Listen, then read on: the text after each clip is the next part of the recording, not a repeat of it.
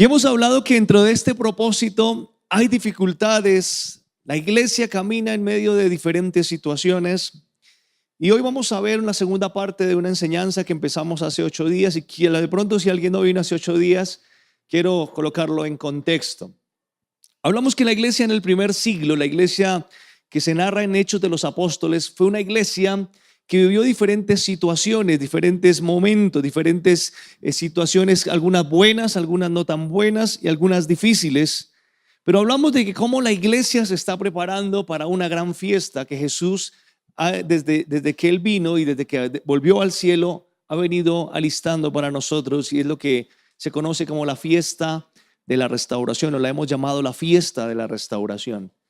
Y los discípulos entendieron que su trabajo era llevar más personas a la fiesta, pero en medio de esto, en medio del mover del Espíritu Santo, nos dábamos cuenta que en la iglesia del primer siglo se habían convertido muchos judíos. Ellos fueron los primeros que recibieron el evangelio, eran los discípulos de Jesús y habían ido a predicar por muchos lugares, y los judíos venían creciendo, pero también venían creyendo gentiles.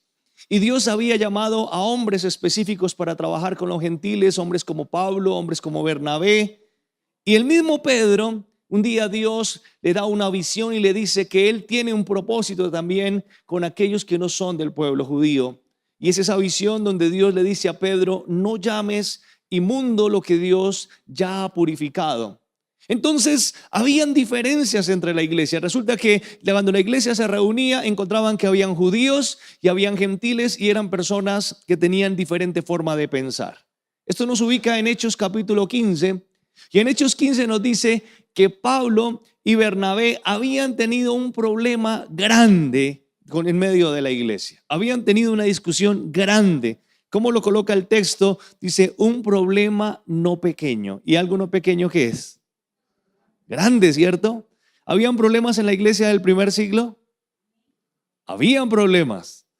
Y entonces la iglesia lo que hace es llamar a todos los apóstoles, a los líderes, a Pablo y a Bernabé, y les dice: vamos a reunirnos porque vamos a tratar estas diferencias que tenemos. Y las diferencias que tenían era que los judíos querían que los que conocían a Jesús, se convertían a la fe cristiana, tenían que aceptar la ley, tenían que circuncidarse. Y hablábamos hace 8 días de 3 puntos fundamentales sobre la iglesia que se prepara a la fiesta de la restauración. Hablábamos como punto número 1 que la iglesia no se enreda en rudimentos de doctrinas o en tradiciones que a veces no tienen propósito para salvación. Encontramos que esto era lo que querían hacer los judíos, que los gentiles también se sometieran a la tradición de la ley, a la tradición de los ritos. Y de alguna manera encontramos que la iglesia del Señor a veces es trabajada, o la gente quiere mantener más las tradiciones que entender lo que Dios está haciendo. Hablábamos también que la iglesia debe construir diálogos formativos, constructivos y de fe. Eso fue lo que hizo la iglesia. Llamó a los líderes, apóstoles, discípulos, los que estaban liderando en diferentes lugares, para que se reunieran y trataran este asunto. Del pasaje de Hechos 15 me llama la atención que dentro de ese grupo que se reunió, dice que había un grupo liderado por fariseos. Es interesante darnos cuenta que estos fariseos, que todo el tiempo fueron enemigos de Jesús, algunos habían creído y ahora estaban reunidos también colocando sus propuestas. Y también vimos hace 8 días que la iglesia tiene como propósito llamar o traer más personas para que en la fiesta de restauración estemos muchos. Entonces este es el texto que tenemos. Están los discípulos, los apóstoles reunidos, los líderes discutiendo esas diferencias entre judíos y gentiles, y esto nos lleva a volver al capítulo 15 y vamos con la segunda parte de este tema. Y quiero pedir a la iglesia que nuevamente nos coloquemos en pie. Y como hemos venido aprendiendo, vamos a leer juntos el texto que hoy vamos a desarrollar. Así que le pido que no me dejen solo y me acompañen en la lectura. Leemos juntos. 2, 3. Y cuando ellos callaron, Jacobo respondió diciendo: varones hermanos, oídme. Simón ha contado cómo Dios visitó por primera vez a los gentiles para tomar de ellos pueblo para su nombre. Y con esto concuerdan las palabras de los profetas, como está escrito: después de esto volveré y reedificaré el tabernáculo de David que está caído, y repararé sus ruinas y lo volveré a levantar, para que el resto de los hombres busque al Señor, y todos los gentiles sobre los cuales es invocado mi nombre. Dice el Señor, que hace conocer todo esto desde tiempos antiguos. Por lo cual yo juzgo que no se inquiete a los gentiles que se conviertan a Dios, sino que se les escriba que se aparten de las contaminaciones de los ídolos, de fornicación, de ahogado y de sangre. Porque Moisés desde tiempos antiguos tiene en cada ciudad quien lo predique en las sinagogas, donde es leído cada día de reposo. Entonces pareció bien a los apóstoles y a los ancianos con toda la iglesia elegir dentro de ellos varones y enviarlos a Antioquía con Pablo y Bernabé, a Judas, que tenía por sobrenombre Barsabás, a Silas, varones principales entre los hermanos, y escribir por conducto de ellos los apóstoles y los ancianos y los hermanos, a los hermanos de entre los gentiles que están en Antioquía, en Siria y en Cilicia, saludos. Cierre sus ojos, por favor. Señor, te damos gracias en esta mañana por la oportunidad de estar delante de ti, por cada persona que ha venido a este lugar y la oportunidad de acercarnos a tu palabra. Estamos, Señor, escudriñando tu palabra y pedimos que tu palabra hoy nos hable y nos enseñe. Por eso, Señor, al acercarnos a tu palabra, pedimos que ella sea luz a nuestros ojos, que alumbre nuestro entendimiento, que alumbre nuestro corazón, que haya revelación a través de tu palabra y enséñanos, Señor, las verdades que tienes para nosotros. Permite que esa palabra que hoy recibimos sea viva y eficaz y la podamos poner en práctica. En el nombre que es sobre todo nombre, en el nombre de Jesús. Amén. Por favor, tome su lugar. Entonces, tenemos claro que la iglesia camina hacia esa fiesta de la restauración y que va a haber diferencias y que la iglesia del primer siglo tuvo diferencias. Pedro, que fue como terminábamos el pasaje anterior, se levantó y contó a los que estaban allí reunidos: mire, el Señor ha venido obrando en medio de los gentiles. El Señor ha hecho cosas impresionantes en los gentiles. Pablo y Bernabé comenzaron a confirmar lo que el Señor venía haciendo en los diferentes lugares donde ellos habían ido. Pero ahora en este pasaje aparece un siguiente personaje, otro de los apóstoles. En el texto se le conoce como Jacobo, pero también en la Biblia se le conoce como Santiago. Santiago y Jacobo son la misma persona. Santiago, aquel que se le conoce como hermano de sangre de Jesús. Santiago, conocido como el hermano más escéptico de Jesús. Se cree que Santiago creyó en Jesús hasta después de la resurrección. Santiago no creyó en Jesús al principio. Él acompañaba ahí a Jesús, pero realmente él creyó en todo esto hasta después de que Jesucristo resucitó. Ahora Santiago es el que se levanta y habla en medio de la congregación, una congregación que está reunida para tratar asuntos de diferencias. Y el siguiente punto que quiero compartir de la iglesia que camina hacia la fiesta de la restauración es que la iglesia debe tener un balance o un equilibrio. Si bien la discusión que ellos venían trabajando tenía que ver con que, digámoslo claramente, los judíos se estaban esforzando por cumplir una ley que era difícil. Los judíos tenían una señal del pacto como la circuncisión, que por tradición lo mantenían y que los hacía únicos. Y de pronto el evangelio es para todos y ahora entonces ellos dicen: ¿cómo es posible que a nosotros se nos exija a los judíos tener una carga y los gentiles literalmente la están pasando fácil? Los gentiles simplemente le dijeron: crean y es suficiente. Entonces Pedro había dicho: no le pongamos tremenda carga a ellos que ni siquiera nosotros hemos podido cumplir.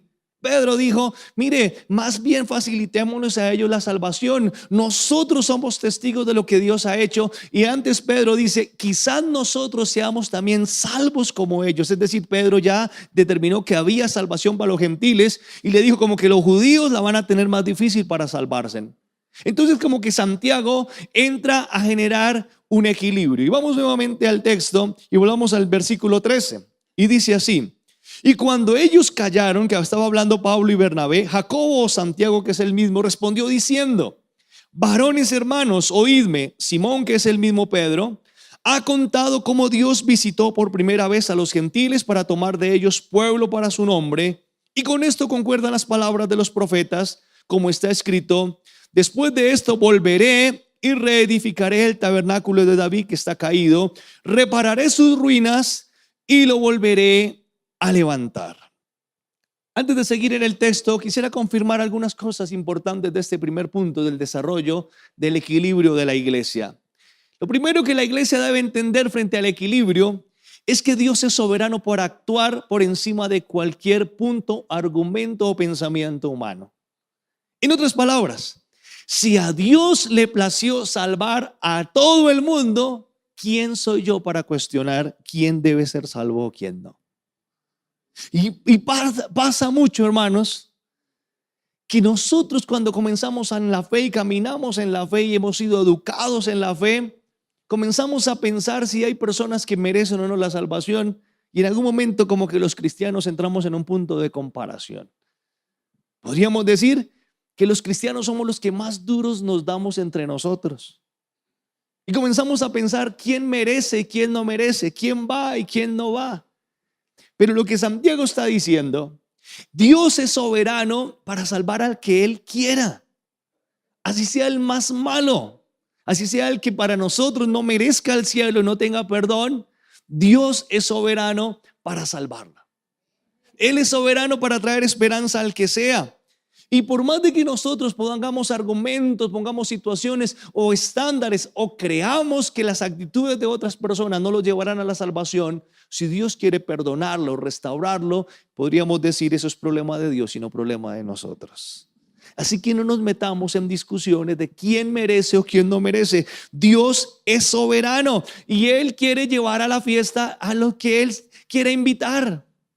Hablábamos de cuando el Señor habla del reino de los cielos, de aquel hombre que hizo una fiesta y llevó a muchos esas invitaciones, dijo a sus siervos, lleven invitaciones a mis amigos. Y pasó que en el momento de la fiesta todos sus amigos que dijeron, estamos ocupados. Me llama la atención porque ese texto tiene que ver con la iglesia. Los que dicen ser amigos de Jesús son los que son de la iglesia. Pero muchos para el momento de asistir a la fiesta van a estar ocupados y enredados en otras cosas. ¿Y qué dice el Señor? Pues si los de que invité no quieren ir, vayan por los caminos, vayan por las aldeas y recojan todo el que quiera venir a la fiesta, cojo, manco, enfermo, pobre, lo que sea, tráiganlo a la fiesta, porque los invitados no quisieron venir, pero esta fiesta no es para los que querían venir, sino para todo aquel que cree. Hermanos, el Señor es soberano. Pero también está diciendo aquí el apóstol Santiago que la iglesia está llamada a confirmar la palabra. Y esto es una de las cosas que me gusta de este texto. Saben, vivimos tiempos donde la iglesia en muchos lugares se mueve por sentires y no por la palabra de Dios.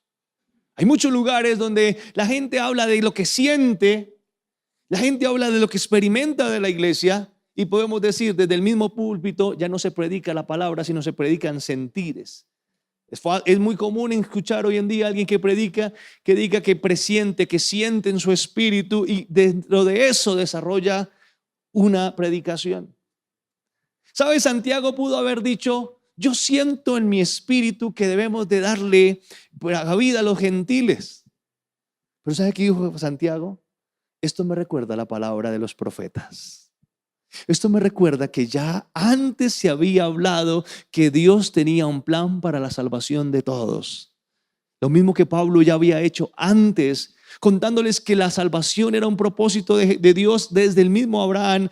Ahora el apóstol Santiago está diciendo, hay una palabra que los profetas ya han confirmado. Y esto que está aquí escrito en Hechos es lo que dijo el profeta Amós hace muchos años atrás. Así que voy a llevarles a Amós capítulo 9, versículo 11 y 12, que es lo mismo que confirma aquí este texto. Y ahí está, ustedes lo pueden leer.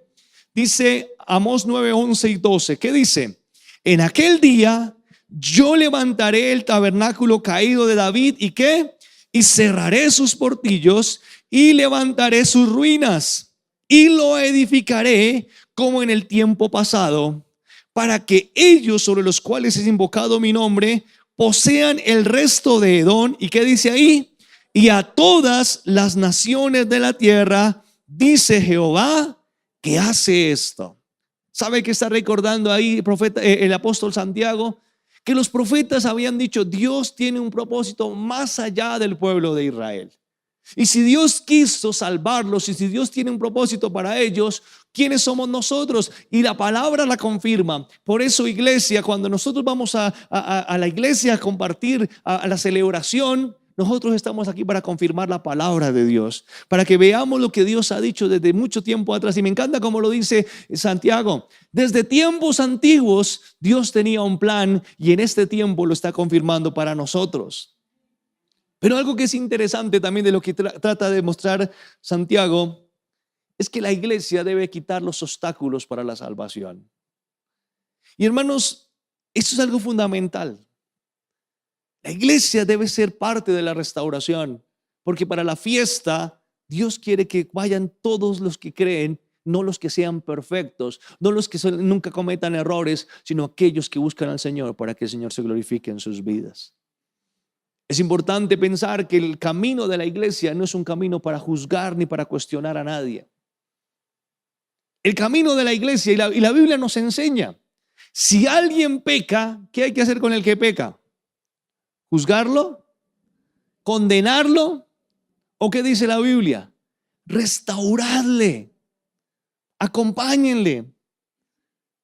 A veces, hermanos, nos pasa que nosotros como iglesia somos más un obstáculo para la salvación que un facilitador.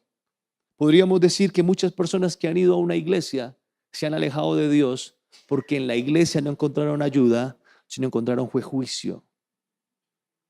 El trabajo de la iglesia, hermanos, es ayudar a restaurar. Y lo que está diciendo Santiago es, nosotros debemos quitar los obstáculos. Nosotros no podemos ser el impedimento para que otros se conviertan en el Señor. Nosotros no podemos colocar los estándares religiosos llevándolos a cumplir cosas que más son un obstáculo que una solución para que ellos puedan ver a Jesucristo. Nosotros tenemos que ponernos de acuerdo para que las personas sientan que el Señor les espera con sus brazos de amor.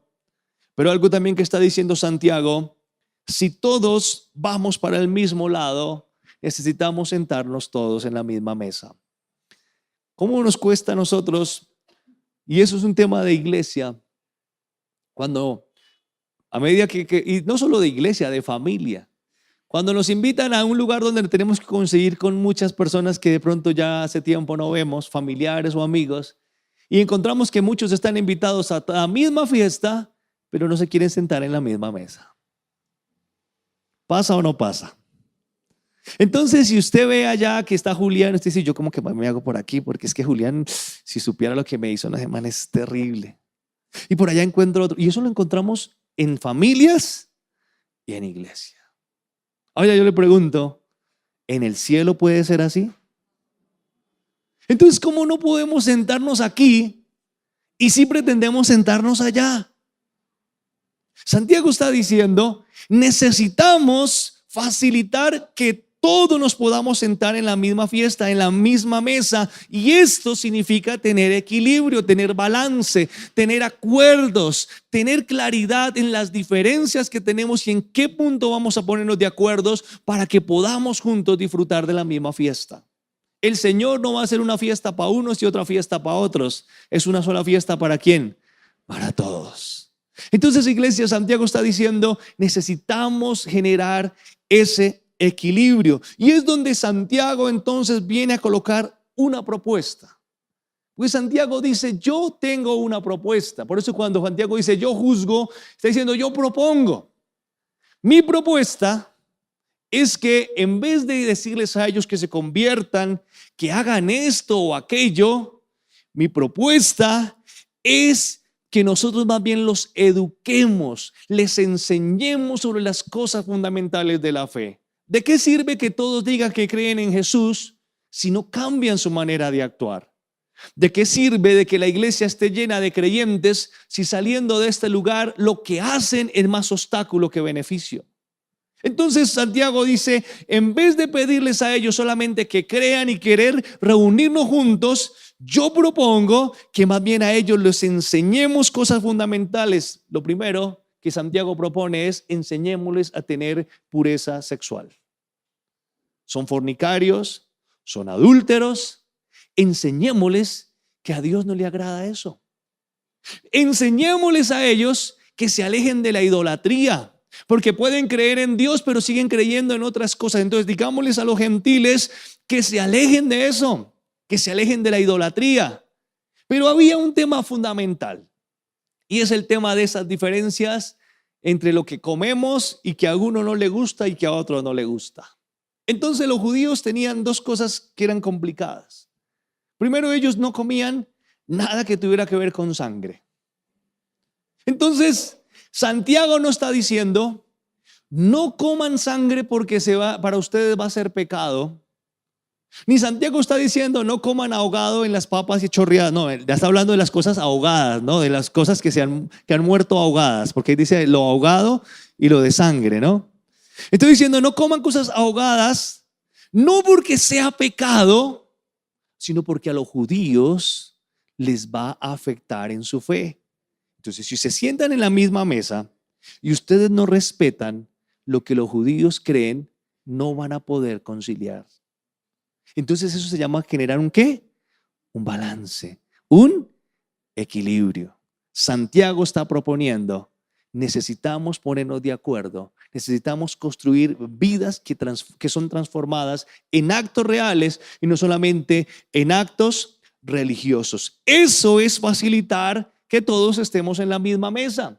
Y Pablo en el libro de los Efesios lo expresa de una manera clara, diciéndole, Dios ya reconcilió a todo el mundo.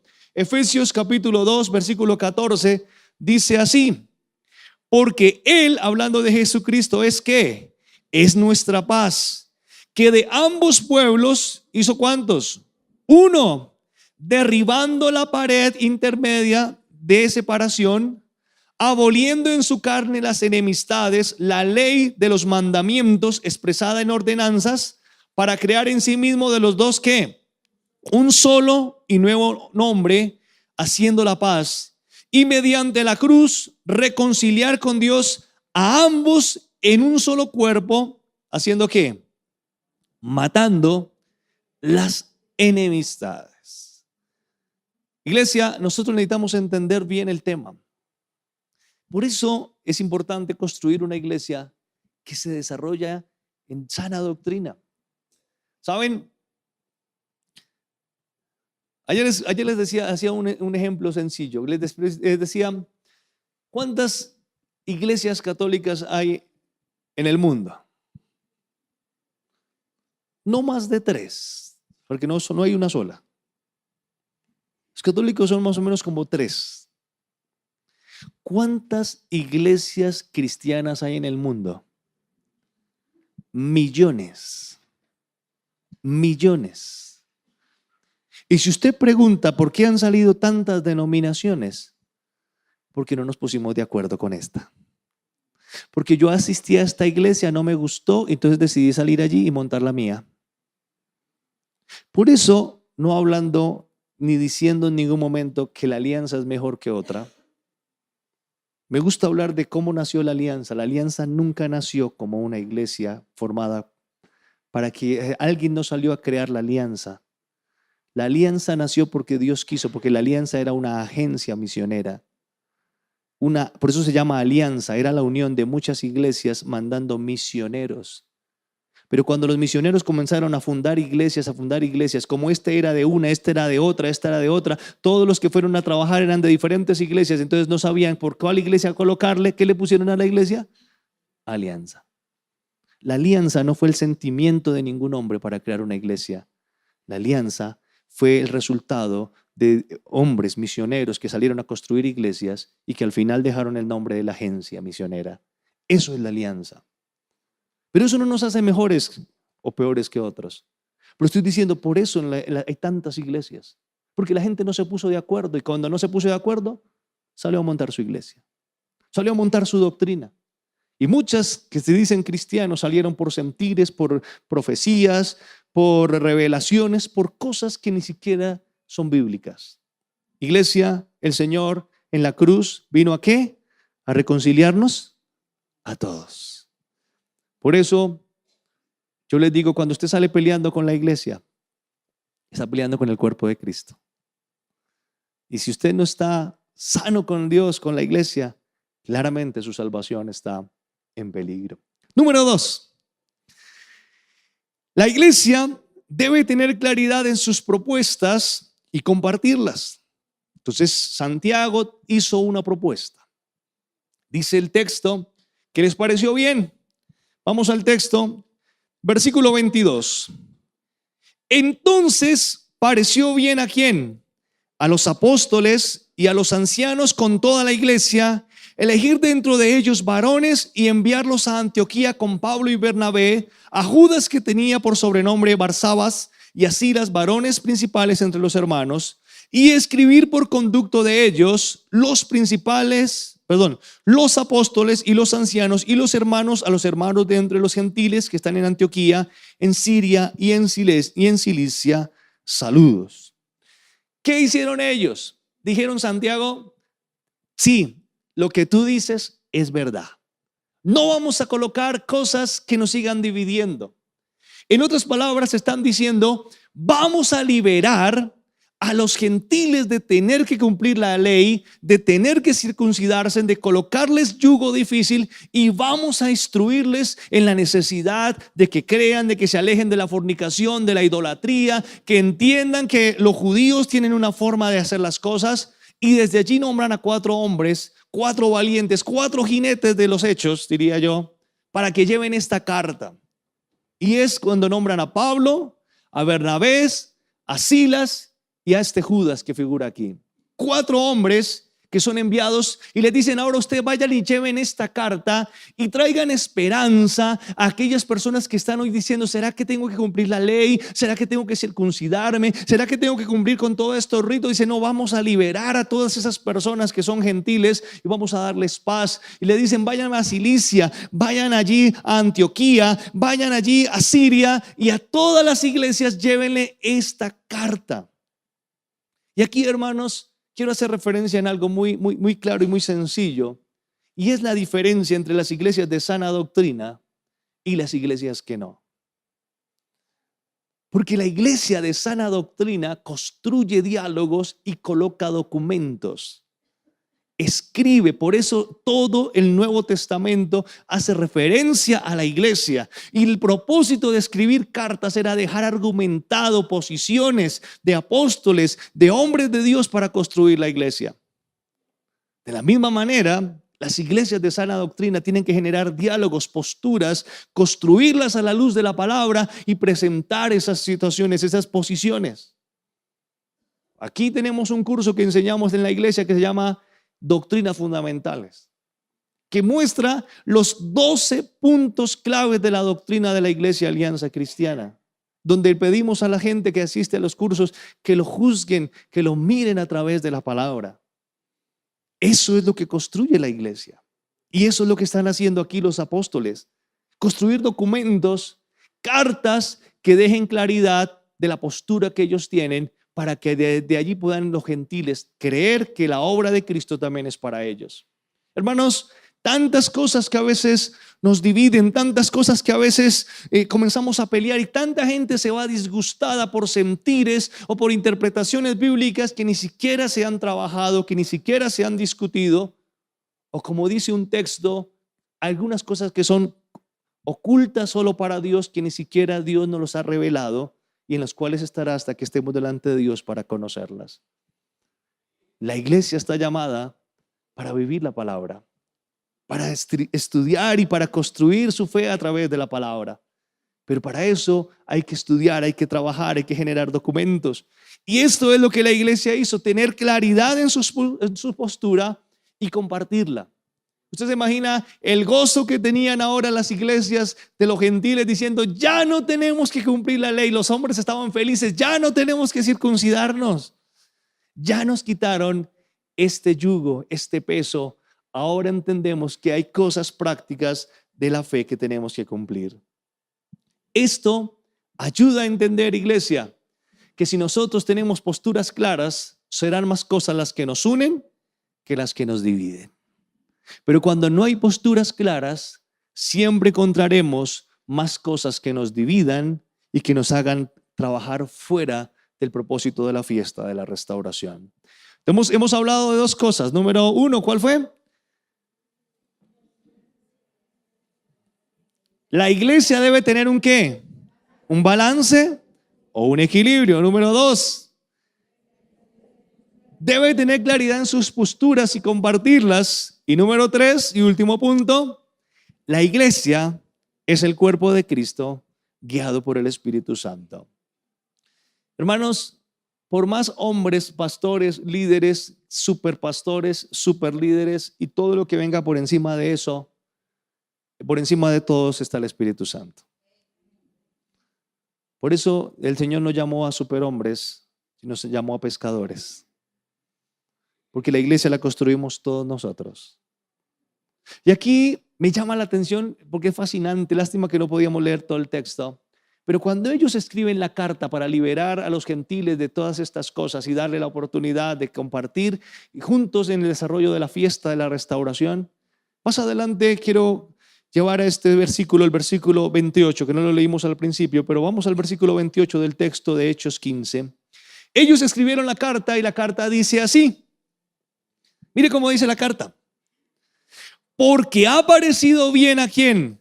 Al Espíritu Santo y a nosotros no imponeros ninguna carga más que estas cosas necesarias. ¿Qué eran? Que se abstengáis de los sacrificios a ídolos, de sangre, de ahogado con papa. No, de cosas ahogadas, la tienen clara, ¿no? ¿Y de qué? Y de fornicación, de las cuales cosas, mire cómo dice, si os guardareis, bien haréis. ¿Y cuál es el último pedacito que dice? Pasadla ¿cómo? ¿Usted lo entiende? O sea, hay una carta que están diciendo, hey, esto no es obra solamente de nosotros. Hay alguien que nos está guiando. Hay alguien que ha evidenciado un trabajo. ¿Y es quién? El Espíritu Santo. Y por eso lo colocan por escrito. Miren, le ha parecido al Espíritu Santo y a nosotros no imponernos una carga que no puedan llevar, sino al contrario, les instruimos, mire, hagan esto, aléjense de esto. Si esto hacéis, bien haréis. ¿Y sabe cómo termina ese pedacito? Pásenla ¿qué? Dígame una cosa, con toda sinceridad, ¿cuántos la pasan bien en la iglesia? Ojalá sea así, que la pase chévere. ¿Cuántos la pasan bien fuera de la iglesia?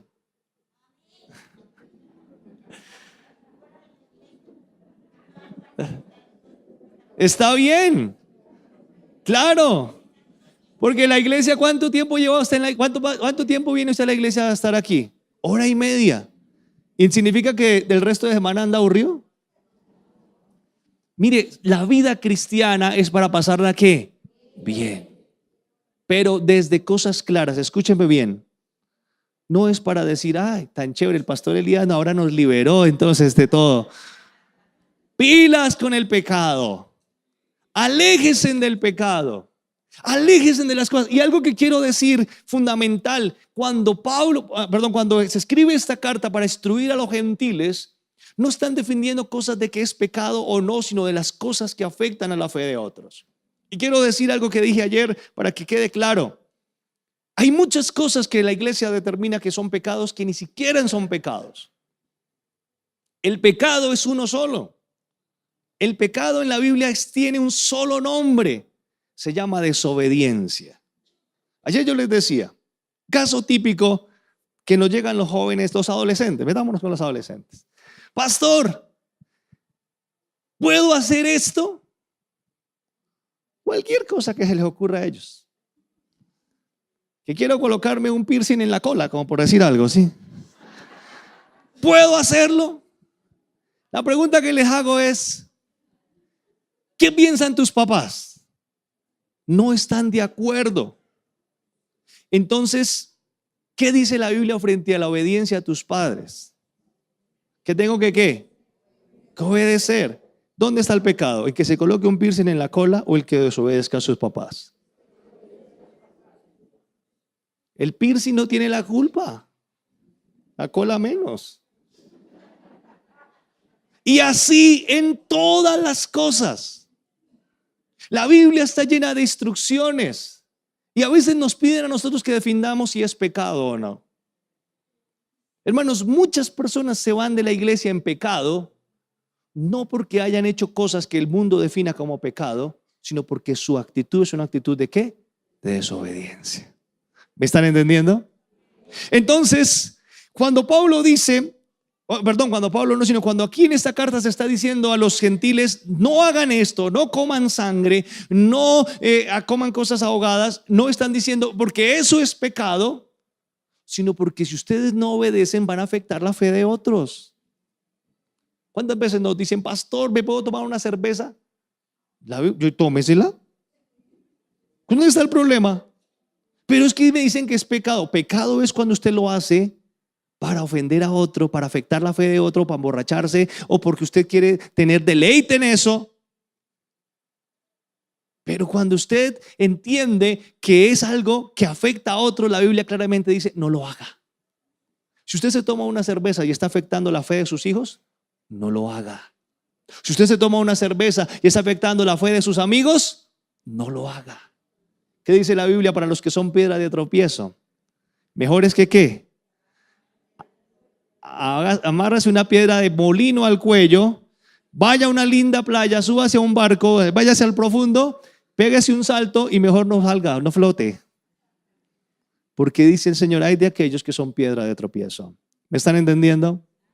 Hay cosas que no son pecado por lo que sea el acto como tal, sino por la consecuencia que tiene. ¿Está claro? Y eso significa equilibrio, balance. Hace muchos años la iglesia vivía en un fanatismo. Definía pecado, cosas que ni siquiera la Biblia definió pecado. Me traían espíritus a la iglesia que no existían.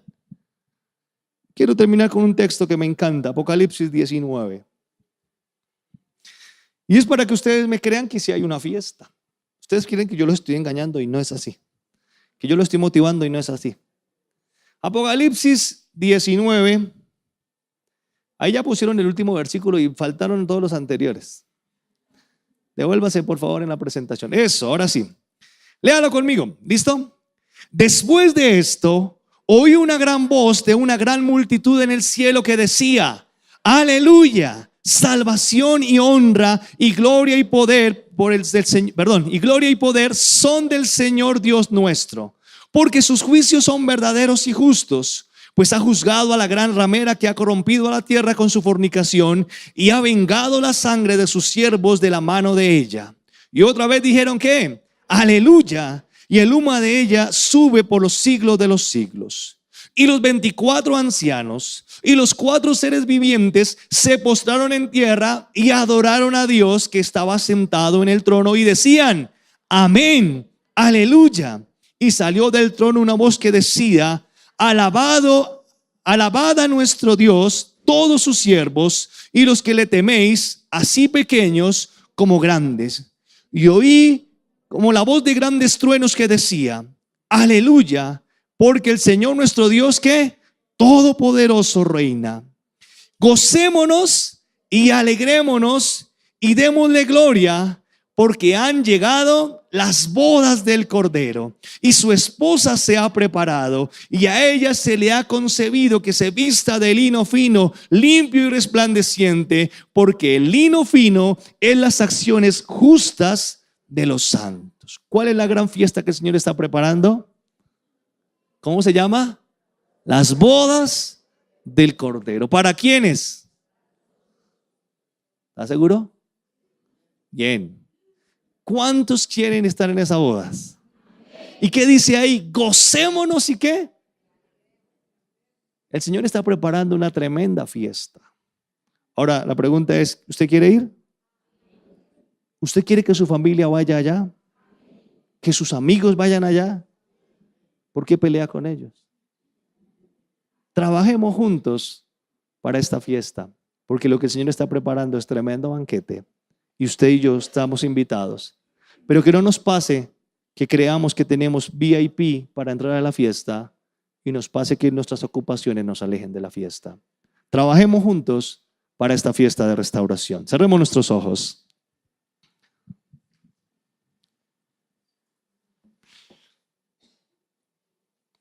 Claramente el Señor nos habla que Él está preparando una fiesta, un lugar. Jesús le dijo a sus discípulos: voy a preparar un lugar para vosotros. Y la invitación que Él nos sigue haciendo hoy es: preparémonos para esa fiesta.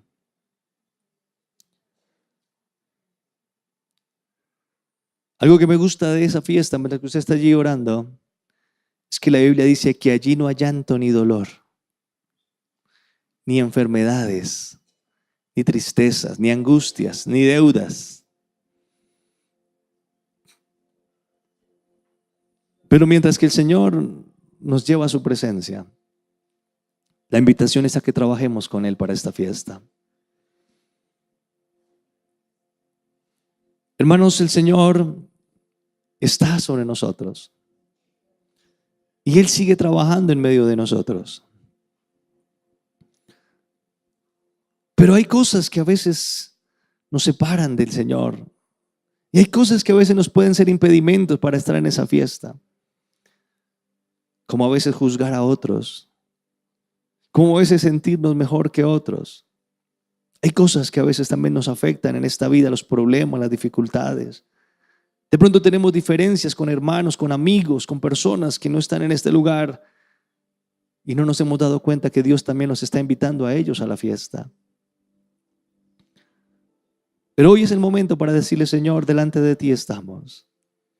Prepáranos para esa fiesta y ayúdanos a ser facilitadores para que otros entren a ella. Ayúdanos, Señor, a permanecer fieles y firmes en medio de todas las situaciones que vivimos. Ayúdanos, Señor, y renueva hoy nuestras fuerzas. De pronto muchos se sienten cansados, agotados, frustrados. Qué bueno decirle: Señor, renuévame hoy nuevamente. Quiero estar preparado para esa fiesta. No quiero que nada me aleje de ir ahí. Quiero también invitar a otros. La invitación que esta mañana quiero hacer, iglesia, es a aquellos que dicen: no me quiero perder esa fiesta y no voy a dejar que el enemigo me arrebate la invitación que el Señor me ha hecho. Y aquellos que hoy entienden la oportunidad de volver al Señor, de ir delante del Señor, de ser renovados por el Señor, de pronto de ser sanados si hay enfermedades, de ser motivados, de ser restaurados, ministerios que el Señor quiere restaurar. Hoy el Señor ha hablado claramente. Así que yo invito a aquellas personas que el Señor les ha hablado que se coloquen en pie y digan: yo quiero no perderme esa fiesta. Y quiero invitar para que usted venga conmigo y oremos juntos para que el Señor nos fortalezca, para que el Señor nos sane, para que el Señor nos restaure, para que el Señor nos vivifique, para que el Señor nos haga instrumento en sus manos. Así que, ¿qué tal si usted viene adelante y le dice al Señor: Señor, aquí estoy delante de ti, renueva mis fuerzas, renueva mi vida, sáname si estoy enfermo, dame la oportunidad, Señor, de compartir de la obra que tú has hecho en mi vida. Es una oportunidad para decirle al Señor: haz de nuestras vidas instrumentos, haz de nuestras vidas, Señor, vidas que te busquen, que te agraden. Hasta el día, Señor, que tú nos lleves a tu presencia, haznos instrumentos útiles.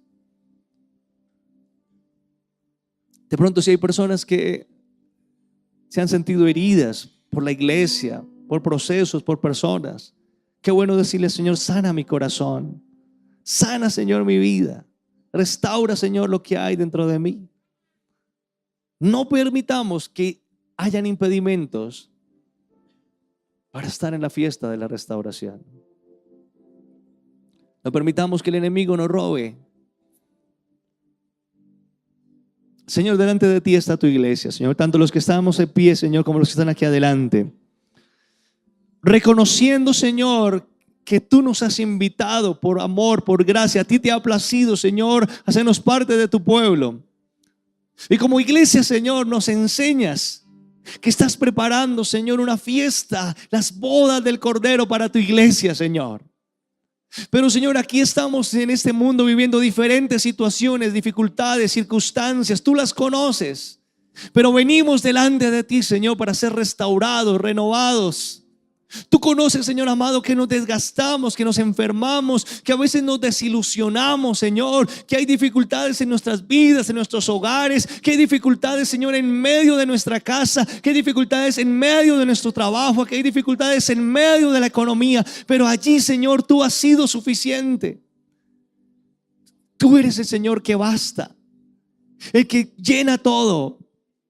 Hay un lugar, Señor, el que tú ocupas en nuestras vidas. Hay, Señor amado, un espacio que tú siempre estás llenando con tu presencia. ¿Qué tal si la iglesia comenzamos a orar y levantamos nuestra voz, levantamos nuestras manos y le decimos al Señor que Él sea suficiente en nuestras vidas? Decirle: Señor, gracias por lo que has hecho. Gracias, Señor amado, porque estás con nosotros.